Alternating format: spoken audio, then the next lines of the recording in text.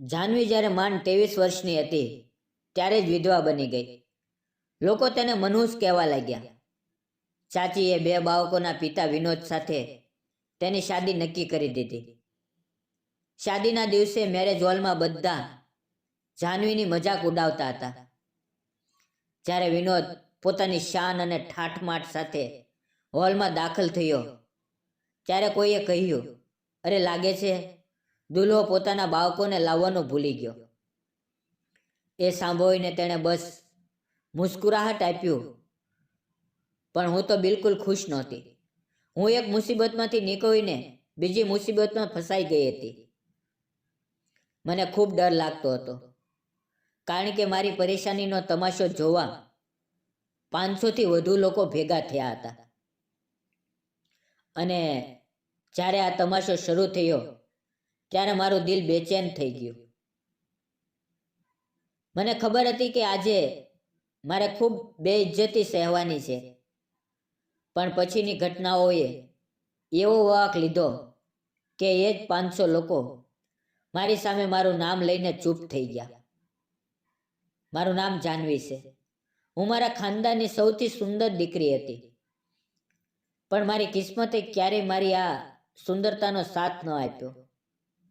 જ્યારે હું અરીસામાં પોતાને જોતી તો પોતાની જાતને પૂછતી કે આ સુંદરતા મારે કોઈ કામની કેમ નથી, કામમાં કેમ નથી આવતી. મારા સગાઓ બધા કહેતા કે જાહ્નવી ખૂબ સુંદર છે, પણ તેના નસીબમાં સુખ નથી. હું એવા ખાનદાનમાં રહેતી હતી જ્યાં દીકરાઓ ઘણા હતા અને દીકરીઓ ખૂબ ઓછી. દરેક દીકરીએ કોઈને કોઈ રીતે પોતાનું જીવન સુધારી લીધું હતું. ફક્ત હું જ એકલી હતી જે દર વખતે પાછળ રહી જતી હતી. મારી ઉંમરની આસપાસ 15 કનીજ હતી, જેમને હું પોતાની બહેનો સમાન ગણતી. પણ એ બધીનું જીવન મારા કરતાં કેટલું સારું હતું. કોઈ પાસે સારા કપડાં, કોઈ પાસે પોતાની ગાડી, કોઈ પાસે એવો પતિ જે તેને હથેળીની લકીર સમાન પોતાનો સમજતો હતો. જ્યારે હું એ બધીને જોતી ત્યારે દિલના ખૂણામાં જલન થતી. મનમાં વિચાર આવતો કે કાશ મારા નસીબમાં પણ આવું કંઈક હોત. પણ મારું નસીબ મારાથી નારાજ હતું. મારા માતા પિતા ગરીબ હતા અને ગરીબીએ અમને હંમેશા નીચું દેખાડ્યું. બાળપણથી લઈને જવાની સુધી મેં ક્યારેય નવો સૂટ ન પહેર્યો. દરેક લગ્ન કે ફંક્શનમાં બાળપણના ઉતરેલા કપડાં પહેરતી. જ્યારે તે પણ જૂના થઈ જતા તો કોઈ કનીજને દયા આવી જતી અને તે કહેતી, આ કપડાં જાહ્નવીને આપી દો, કદાચ એના કામ આવે. હું ચૂપચાપ એ કપડાં લઈ લેતી અને દિલમાં શુક્રિયા અદા કરતી કે ઓછામાં ઓછું કંઈક નવું તો મળ્યું. જ્યારે એ કપડાં પહેરીને તેમની સામે જતી તો તે હસીને કહેતી, અરે આ તો અમારો સૂટ હતો, અમે તો ફેંકી દીધો હતો, સારું તારી પાસે આવી ગયો. એ સાંભળીને હું મુસ્કરાહટ આપતી, પણ અંદરથી મારું દિલ કાચની જેમ તૂટી જતું. મિત્રો, મારી પાસે સુંદરતા સિવાય કંઈ નહોતું, અને સુંદરતા તો ન કંઈ ખવડાવે છે ન કિસ્મત બદલે છે. મારી મમ્મી ખૂબ પહેલાં આ દુનિયામાંથી ગઈ હતી. પપ્પાએ પોતાનું આખું જીવન ગરીબીમાં વિતાવ્યું. તે હંમેશા બીમાર રહેતા, પણ મારા માટે ચિંતિત રહેતા. જ્યાં સુધી તેઓ જીવતા હતા ઘરમાં એક આધાર હતો, પણ તેમના ગયા પછી હું એકલી પડી ગઈ. દુનિયામાં માણસો તો છે, પણ ગરીબીના બોજા નીચે બધા દબાયેલા છે. હવે મારું જીવન પહેલાં કરતાં વધુ મુશ્કેલ થઈ ગયું, કારણ કે મારે મારી ચાચી સાથે રહેવું પડતું હતું. ચાચીને મારાથી ક્યારેય ખાસ લગાવ નહોતો, પણ પપ્પાએ તેમની પાસે વચન લીધું હતું કે મારા મર્યા પછી જાહ્નવીને તારી પાસે રાખજે. તેમણે મજબૂરીમાં હા કરી દીધી અને કહ્યું કે જાહ્નવી માંડ થોડા મહિનામાં જ ઘરમાં રહેશે, કારણ કે પપ્પાએ જીવતે જીવ મારી શાદી નક્કી કરી દીધી હતી. શાદી થઈ ગઈ છે, હવે થોડા મહિનામાં વિદાય છે. ચાચીને કંઈ ફરક નહોતો પડતો. તેઓ રોજ પોતાની દુનિયામાં મસ્ત રહેતા. તેમને ખબર હતી કે હું થોડા દિવસની મહેમાન છું. ન તો મારી સાથે વધુ બોલતા, ન મને ઘરનો હિસ્સો ગણતા. હું રાત દિવસ વિચારતી રહેતી કે મારું જીવન એ માણસ સાથે કેવું હશે જેની સાથે મારી શાદી થવાની છે. શું તે મને સમજશે, મારી તકલીફોને અનુભવશે, કે પછી બાકીના બધા જેવો મને નબળી અને લાચાર જ સમજશે? આ સવાલ વારંવાર દિલમાં ઉઠતા હતા, પણ જવાબ મારી પાસે નહોતા. કારણ કે કિસ્મતના નિર્ણય માણસના હાથમાં નથી હોતા. અને મારી કિસ્મત તો શરૂઆતથી જ મારાથી નારાજ હતી. મારી શાદીના દિવસે બધી કનીજ મારાથી નારાજ હતી. બધી ખૂબ સારી રીતે તૈયાર થઈને આવી હતી. દરેકે મોંઘા ઝભ્ભા પહેર્યા હતા. કોઈના ગળામાં ચમકતો હીરો, કોઈના હાથમાં ચૂડીઓ. બધી હસતી ખેલતી એકબીજા સાથે વ્યસ્ત હતી. પણ મારા દિલમાં અજીબ દુઃખ હતું. પપ્પાના જવાનો ગમ હજી તાજો હતો, અને એ દુઃખમાં મારા દિલમાંથી ખુશીઓનો અહેસાસ છીનવાઈ ગયો હતો. મારી શાદી પહેલેથી જ થઈ ગઈ હતી, એટલે આ દિવસે મારી વિદાયનો દિવસ હતો. મને વધુ તૈયાર નહોતી કરી, ફક્ત હળવો મેકઅપ અને એક સાદો જબ્બો પહેર્યો હતો. પણ જ્યારે મારા પતિ હોલમાં અંદર આવ્યા ત્યારે બધાના ચહેરા આશ્ચર્યથી ચમકી ઉઠ્યા. તેમના ચહેરા પર નિખાર અને રોબ હતો. તેઓ કોઈ હીરો કરતાં ઓછા નહોતા લાગતા. મારી કેટલીક કનીજ લગ્ન કરેલી હતી, પણ તેમની સામે તેમના પતિ પણ બેવડી ઉંમરના લાગતા હતા. જ્યારે મારા પતિ સુંદર અને જવાન હતા. તેમને જોઈને તેમના ચહેરાના રંગ ઉડી ગયા. એકબીજાને કોણી મારતા બોલવા લાગ્યા, જાનવીની તો કિસ્મત જુઓ, કેટલો હેન્ડસમ નવયુવાન પતિ મળ્યો. કોઈને મારા નસીબ પર ગર્વ થતો હતો, તો કોઈના દિલમાંથી નફરત નીકળતી હતી. પણ મારા ચહેરા પર એ મુસ્કાન નહોતી. મારું દિલ ગમથી ભરેલું હતું. હું ચૂપચાપ બધું જોતી હતી. દિલમાં વિચારતી હતી કે કદાચ જિંદગી સુધરી જશે, મારા દિવસો બદલાઈ જશે. વિદાયનો વખત આવ્યો ત્યારે બધી સ્ત્રીઓ આંસુએ ભરેલી આંખે મને ભેટી પડી. પણ સાચીના ચહેરા પર એક સુકૂન હતું, જાણે કહેતી હોય કે સારું થયું, આ બોજ અમારા માથેથી ઉતરી ગયો. હોલમાંથી નીકળ્યા પછી 2 ગાડીઓ તૈયાર ઊભી હતી. રિવાજ એવો હતો કે દુલ્હા દુલ્હન એક જ ગાડીમાં ન બેસે. એટલે સાસુએ કહ્યું, જાનવી બેટા, તું અમારી સાથે બેસજે, તારો પતિ પોતાના મિત્રો સાથે બેસશે. મેં પાછળ વળીને એક નજર તેમના પર નાખી. તેઓ હસતા હસતા હાથ હલાવી રહ્યા હતા. મેં પણ ધીમેથી હાથ હલાવ્યો. દિલમાં અજીબ સુકૂન ઉતરી રહ્યું હતું, પણ એ સુકૂન વધુ સમય ટેક્યું નહીં. અમારી ગાડી હજી રસ્તે જ હતી, ત્યાં જ એક જોરદાર અવાજ આવ્યો. મને લાગ્યું કે જાણે મને ગાડીમાંથી રસ્તા પર ધડાકા બંધ ફેંકી દેવામાં આવી. બધા ચોંકી ઉઠ્યા. ડ્રાઈવરે બ્રેક મારી અને હું સ્વિચ પાડવા લાગી. રસ્તાની બાજુમાં કેટલાક લોકો ઊભેલા દેખાયા. ગાડી ઊભી રાખી ત્યારે સામેનું દ્રશ્ય જોઈને અમારી આંખો આગળ અંધકાર છવાઈ ગયો. સામે એ જ ગાડી ઊંધી પડી હતી, જેમાં મારો પતિ મિત્રો સાથે બેઠો હતો. ચારેય તરફ બધે હોબાળો મચી ગયો. કોઈ પાણી લાવતું હતું, કોઈ ઘાયલોને ગાડીમાંથી કાઢવાની કોશિશ કરતું હતું. હું રસ્તા પર પડી ગઈ અને જોર જોરથી રડવા લાગી. મને કંઈ સમજાતું નહોતું કે શું થયું. પછી કોઈએ કહ્યું, બાકીના બધા મિત્રો જીવતા છે, પણ દુલ્હો મરી ગયો છે. આ સાંભળતા જ મારી જીભ ગળામાં અટકી ગઈ. મારું શરીર પથ્થર બની ગયું. મેં એક નજર એ ગાડી તરફ નાખી જ્યાં થોડી વાર પહેલા તે હસતો હતો, હવે શાંત પડ્યો હતો. મારી આંખો આગળ દુનિયા ફરી વળી અને હું ત્યાં જ રસ્તા પર બેહોશ થઈ ગઈ. હું મારી વિદાયના દિવસે જ વિધવા બની ગઈ. જ્યારે મને હોશ આવ્યો ત્યારે હું હોસ્પિટલના પલંગ પર હતી. પાસે કાકી બેઠા હતા. તેમના ચહેરા પર દુઃખ નહોતું, ફક્ત નફરત હતી. મેં હોઠ પર હાથ મૂકીને પૂછ્યું, તે ક્યાં છે? તેમણે સખત અવાજે કહ્યું, જલાવી દીધો છે. 1 અઠવાડિયું થઈ ગયું છે. ત્યાં સુધી તું બેહોશ પડી હતી. મારી આંખોમાંથી આંસુ વહેવા લાગ્યા.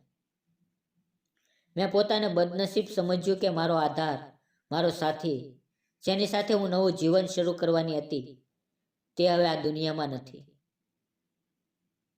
હોસ્પિટલમાંથી નીકળતા જ નિર્ણય થઈ ગયો કે મને કાકા કાકીના ઘરે પાછી મોકલવામાં આવશે.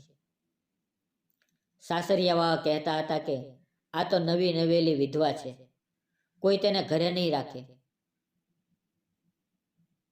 મારી સાસુ પોતાના દીકરાના જવાનો ગમ સહન ન કરી શકી, એટલે મને ઘરે લેવા નહોતી આવી. જ્યારે હું કાકીના ઘરે પહોંચી ત્યારે બધાની નજરો નફરત અને આરોપીથી ભરેલી હતી. હું દરવાજે ઊભી હતી ત્યાં કાકીએ એકદમથી કહ્યું, અહીંયા મનહુસીત ફેલાવવાની જરૂર નથી. તારી મનહુસીતીના કારણે આ બધું થયું છે. હું આશ્ચર્યથી તેની સામે જોવા લાગી. મેં ધીમેથી કહ્યું, કાકી, આ શું બોલો છો? તેમણે ગુસ્સામાં કહ્યું, અરે શું બોલું? તું જન્મી ત્યારથી તારી મમ્મી મરી ગઈ. જ્યારે મોટી થઈ ત્યારે તારા પપ્પાનો ધંધો ડૂબી ગયો અને તેમણે મજૂરી કરવી પડી. આપણા આખા ખાનદાનમાં કોઈએ મજૂરી નહોતી કરી. ફક્ત તારા પપ્પાને એ દિવસ જોવા પડ્યા.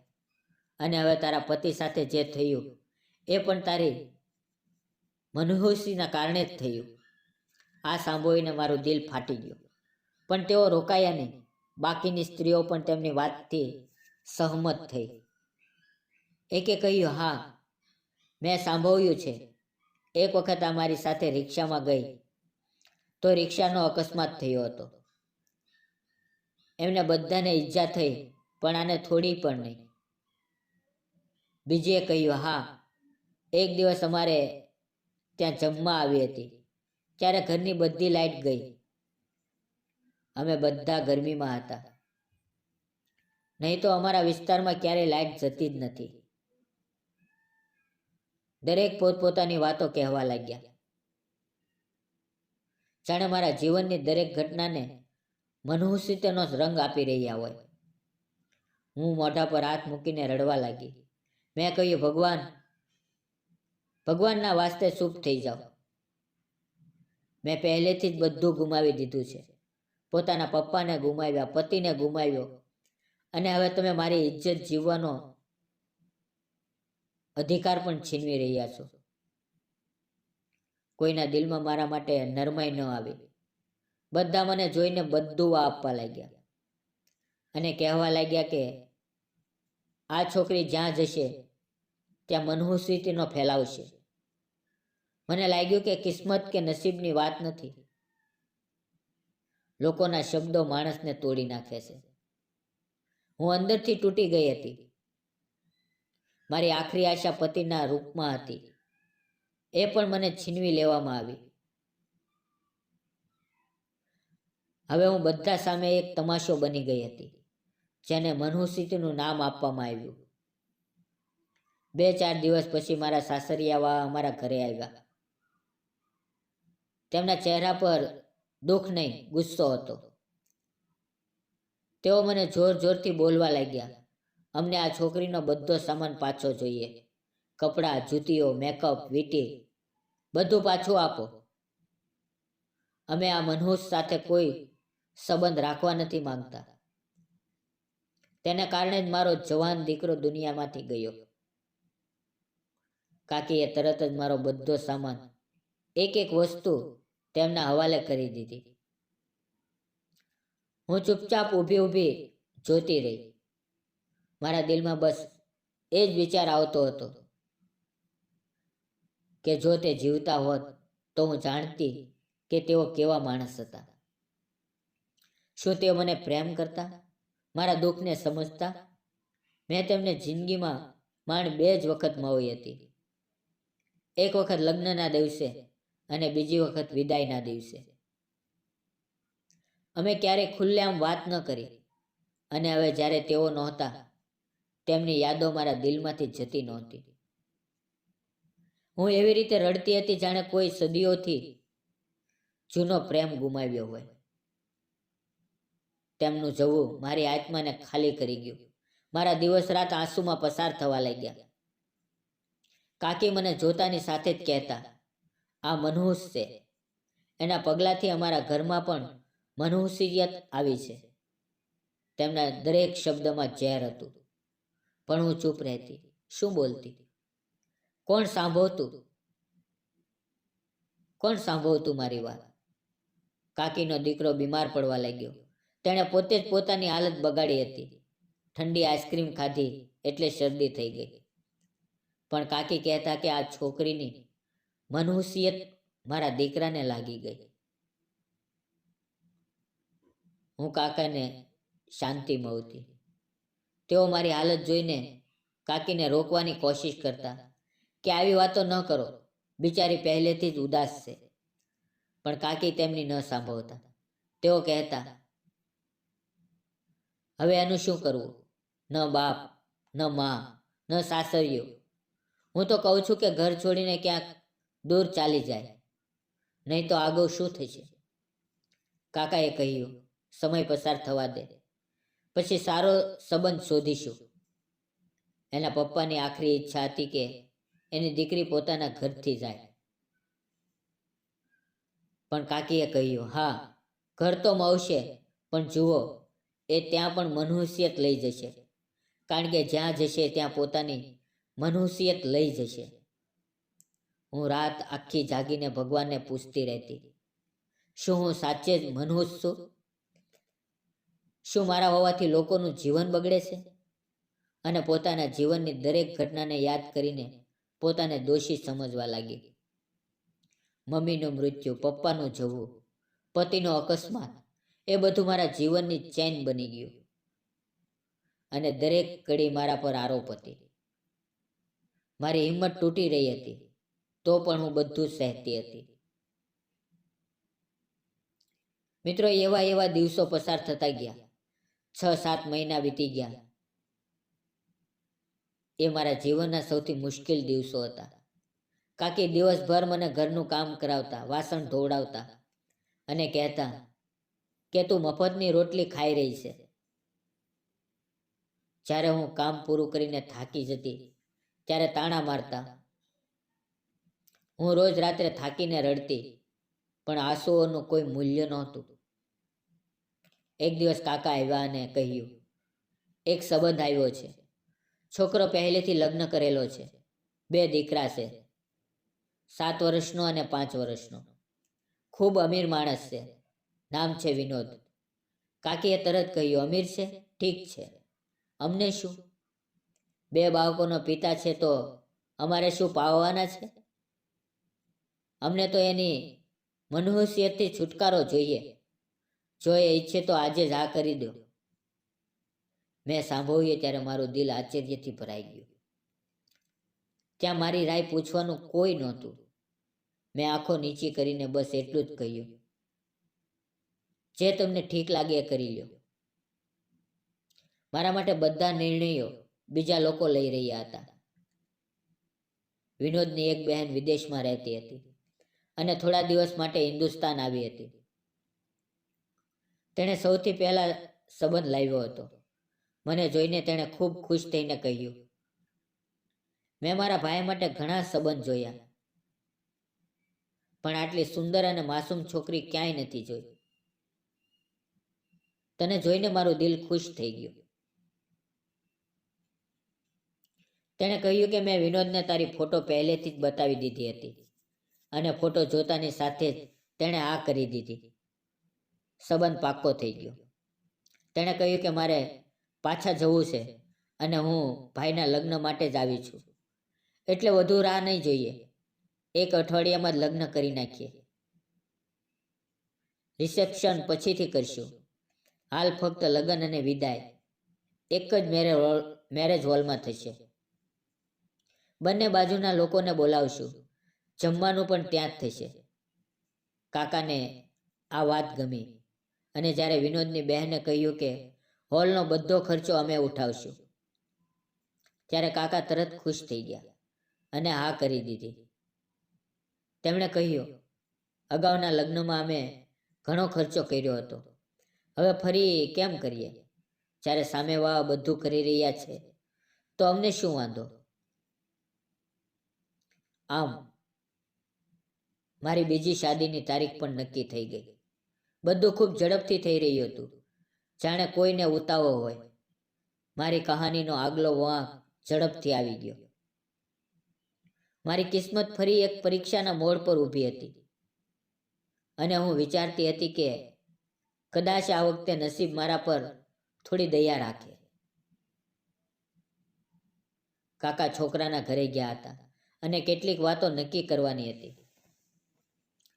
પાછા આવીને કહેવા લાગ્યા, ઘર તો ખૂબ સારું છે. છોકરાની શકલ સુરત પણ સારી છે. બાળકો પણ મોટા છે અને બાળકોને તેને પપ્પા પપ્પા કહે છે. કાકાએ કાકીને કહ્યું, જો આપણી કોઈ દીકરી હોત તો શું આપણે એની શાદી આવા માણસ સાથે કરત? કાકીએ એકલામાં કહ્યું, અમને શું ફરક પડે છે? અમને તો આ મુસીબતથી છુટકારો જોઈએ. કાકાએ કહ્યું, ભગવાન બધું સારું કરે અને આ માણસ સારો નીકળે. પોતાના બાળકો અને પત્ની પ્રત્યે ખ્યાલ નાખનારો હોય. કાકીએ બિંદાસ કહ્યું, કોઈ મા બાપ પોતાની દીકરીનું નસીબ ખરાબ નથી કરતા. ખેર, મારી પાસે એક છોકરી આવી જે મારી નણંદના ઘરેથી મહેંદી લઈને આવી હતી. તેણે કહ્યું કે લગ્ન માટે હુકુમ આવ્યો છે. ખૂબ સારી રીતે તને તૈયાર કરવાની છે. લગ્ન મોટા નહીં હોય પણ દુલ્હન ખૂબ સુંદર દેખાવી જોઈએ. આ સાંભળીને મારા દિલમાં ખુશીની લહેર દોડી અને હું વિચારવા લાગી કે કોઈએ મને સારું ઈચ્છ્યું. પણ ખુશી પૂરી થાય તે પહેલા કાકી મારી પાસે આવ્યા અને સખત અવાજે કહ્યું, મહેંદી લગાવ્યા પછી પૂજાપાઠ કરી લેજે અને કોઈ મંત્ર માંગી લેજે કે આ વખતે તારો દુલ્હો રસ્તામાં જ દુનિયાથી ન ચાલ્યો જાય. મારી આંખોમાં આંસુ આવી ગયા. મને આ વાત ખૂબ ખરાબ લાગી, પણ હું ચૂપ રહી ગઈ, કારણ કે મને ખબર હતી કે જો બોલીશ તો બધા મારી મજાક ઉડાવશે. મારા દિલમાં એક અજીબ તડપ થઈ. મમ્મી પપ્પાને યાદ કર્યા. દિલ વારંવાર કહેતું હતું કે કંઈક ખરાબ ન થાય. શું આ લગ્ન પણ મારા જીવનની બરબાદી ન બની જાય? હું વિચારવા લાગી કે શું હું સાચે જ બદનસીબ છું અને મારા કારણે કોઈનું જીવન બગડે તો હું કોઈના જીવનની બરબાદીનું કારણ બનીશ. રાતભર મેં પ્રાર્થના કરી. ભગવાનને રડતા રડતા કહ્યું, બધું ઠીક રાખજે. મારા નસીબમાં પણ બધું સારું લખજે. હું વચન આપું છું કે જો બધું ઠીક રહેશે તો હું બધાની તકલીફ સમજીશ, બધાની મદદ કરીશ, ભૂખ્યાને ખવડાવીશ અને કોઈને દુઃખ નહીં આપું. પછી મારા લગ્નનો દિવસ આવ્યો.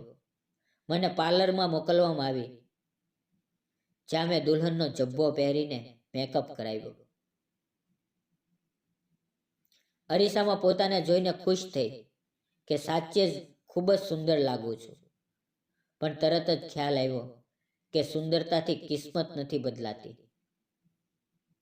પછી મને હોલમાં લઈ જવામાં આવી, જ્યાં બધા સગા સંબંધીઓ આવી ગયા હતા. મારી બધી કઝિન પણ હતી, જેઓ મને હંમેશા નીચા દેખાડતી. આજે પણ તેમના ચહેરા પર એ જ નફરત હતી, જાણે મારી સાથે નહીં, મારા લગ્નમાં કોઈ તમાશો જોવા આવી હોય. હું સ્ટેજ પર બેઠી ગઈ. મારો મેકઅપ અને સુંદરતા છતાં પણ મારું દિલ ડરી રહ્યું હતું. થોડી વાર પછી હોલનો દરવાજો ખુલ્યો અને મારો દુલ્હો અંદર આવ્યો. બધાની નજર તેના પર ઠરી ગઈ.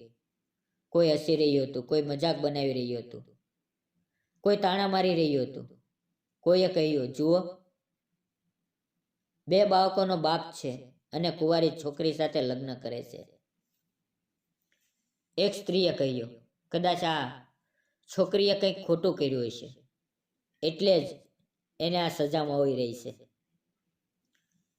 હું ચૂપચાપ બેઠી હતી. મારું દિલ બહાર નીકળી જાય એવું થઈ રહ્યું હતું. મારો દુલ્હો સ્ટેજ પર આવીને બેઠો. પંડિતજીએ અમને બંનેને મંડપમાં બોલાવ્યા અને લગ્નની રસમો શરૂ થઈ. ફેરા શરૂ થયા. 7 ફેરા લીધા અને અમારો સંબંધ 7 જન્મનો બંધાઈ ગયો. ત્યાં ઉભેલા એક માણસે પૂછ્યું, આ તમારા બીજા લગ્ન છે? તેણે કહ્યું, હા, આ મારા બીજા લગ્ન છે. બધા સાંભળીને આશ્ચર્યમાં પડી ગયા. પંડિતજીએ કાકા તરફ જોઈને કહ્યું, અમને તો કહેવાયું હતું કે તમારી પહેલી પત્નીનું અવસાન થયું છે અને તમારી પાસે 2 બાળકો છે. વિનોદે હસતા હસતા કહ્યું, કોણે કહ્યું કે મારી પાસે 2 બાળકો છે? અમે તો ક્યારેય આવી વાત નથી કરી. કાકાએ કહ્યું, પણ બાળકો તમને પપ્પા પપ્પા કહેતા હતા. મને યાદ છે, જ્યારે હું તમારા ઘરે આવ્યો હતો. વિનોદ ફરી હસી પડ્યો અને કહ્યું, એ તો મારા મોટા ભાઈના બાળકો છે. મારી ભાભી એક અકસ્માતમાં દુનિયામાંથી ચાલી ગઈ. એ બાળકો અમારી પાસે હતા અને ત્યારથી મને પપ્પા કહેવા લાગ્યા. મારા પોતાના કોઈ બાળકો નથી. કાકીએ પૂછ્યું, તો પછી તે આવી છોકરી સાથે કેમ લગ્ન કર્યા, જે પહેલેથી જ લગ્ન કરેલી છે? વિનોદે હસતા હસતા કહ્યું, તો શું થયું?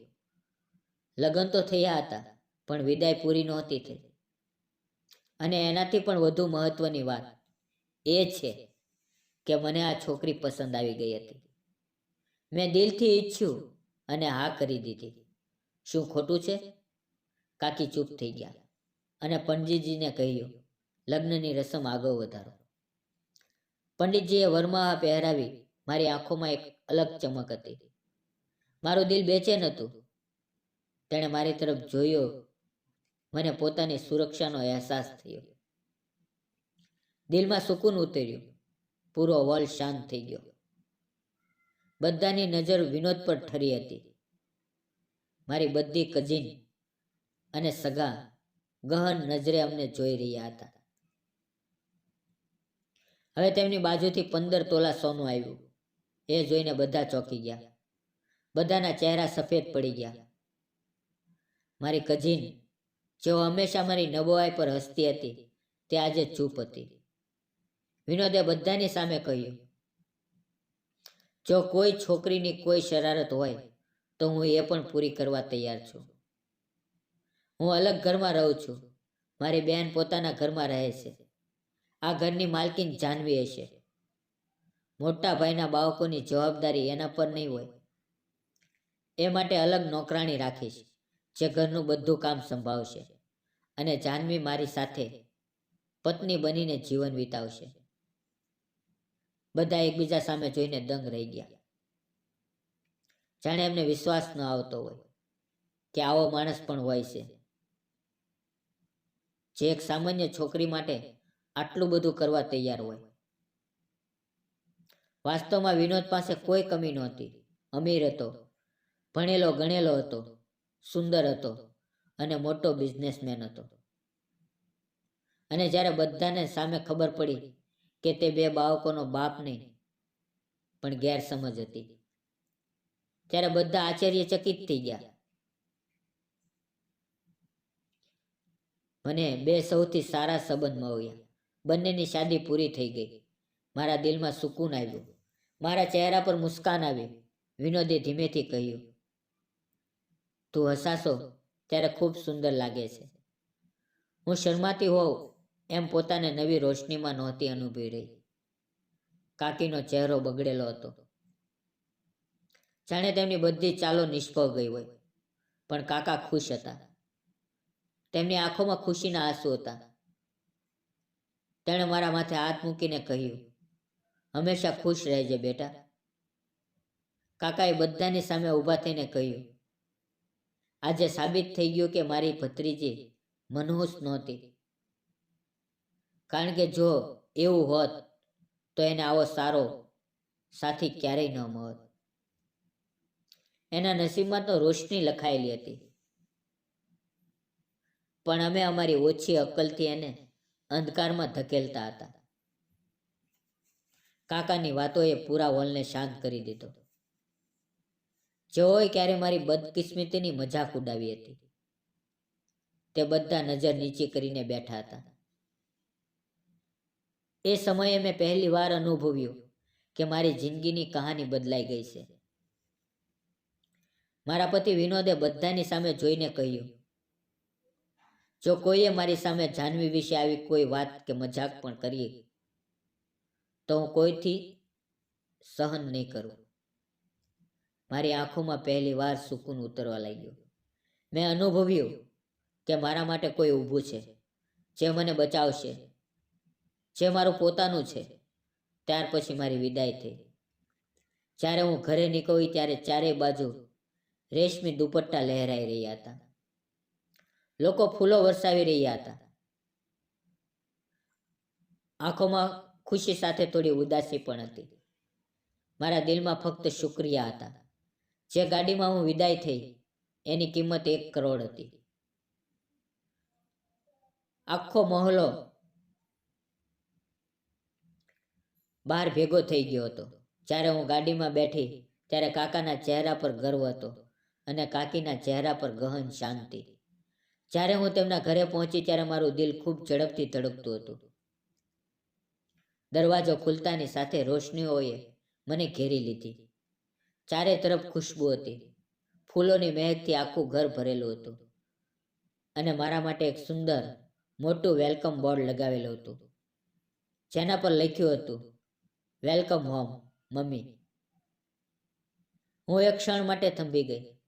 મારી આંખોમાં આંસુ આવી ગયા અને મુસ્કાન વધી ગઈ. બંને નાના બાળકો દોડતા મારી પાસે આવ્યા અને બોલ્યા, વેલકમ મમ્મી. અંતે મારી સુંદરતા અને મારું નસીબ બંનેએ મારો સાથ આપ્યો.